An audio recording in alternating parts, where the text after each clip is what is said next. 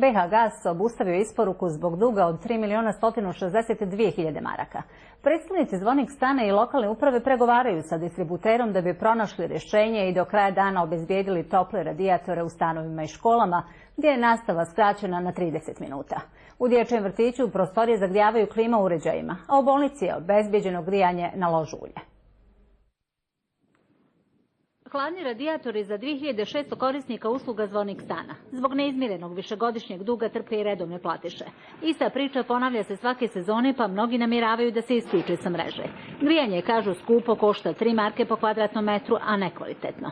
Ima komšija koji ne plaćaju, a žaba meni što ja plaćam. Nemamo grijanja, imam staru majku, morala sam neku pećicu da uključim.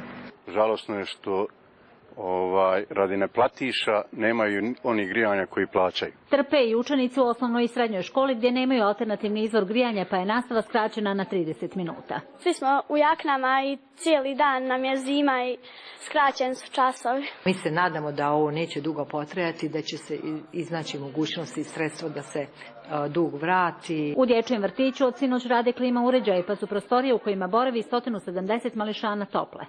Drugi način alternative termoakumulacione peći.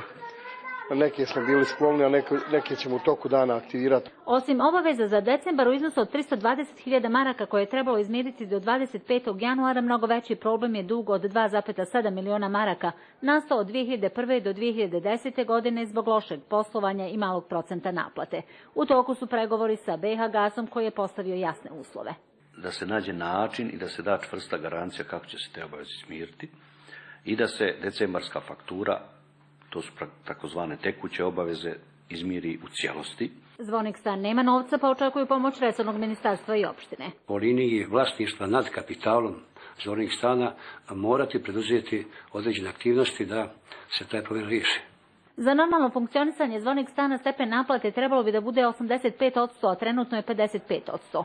Iz proteklih godina sudskim putem potražuju oko 1,5 miliona maraka od neplatiša. Apeluju na građane da izmire barem tekuće obaveze i obećavaju da će januarski računi biti umanjeni za period u kojem nisu imali grijanje.